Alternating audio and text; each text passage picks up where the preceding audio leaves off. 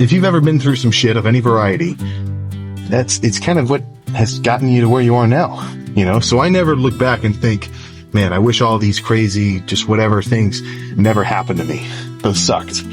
Because I know if, you know, my whole life wasn't exactly how it was, I would not be where I am right now, you know? So if you can get to a place you're happy with, then it almost negates any kind of difficulty or uncomfortability you had to deal with beforehand, because now you're like, okay, nice. Made it through the tricky part, and here we are. Now I get to enjoy. By the time you've done one lift, you're the same dude you were before. You might be a little more tired now, but you're still the same guy. By the time you've done 4 lifts, same shit. But by the time you've done, 300, by the time you've done 1,000, compared to where you were in the beginning, you could become completely unrecognizable. By the time you've done 1 lift, you're the same dude you were before. You might be a little more tired now, but you're still the same guy. By the time you've done 4 lifts, same shit. But by the time you've done, 300, by the time you've done 1,000, compared to where you were in the beginning, you could become completely unrecognizable. Being big is a flex, because you're literally walking around with the results that you had to earn, and it can't just be given to you.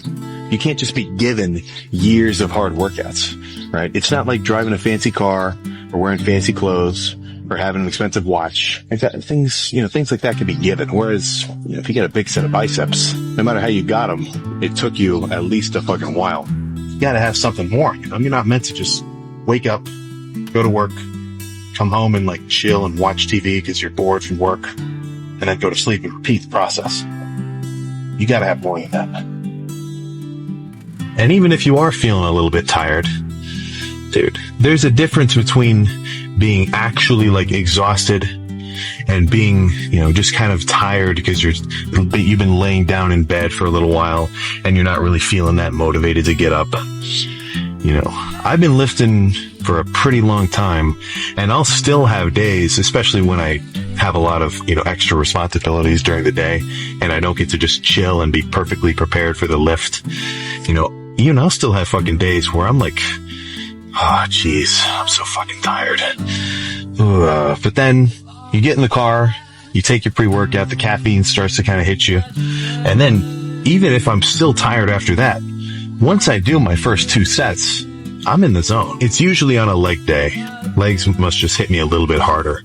But, I'll do my first actual working set and I might still be out of the zone. You're not going to be any bigger from one workout. You're not going to be any leaner from one cardio session.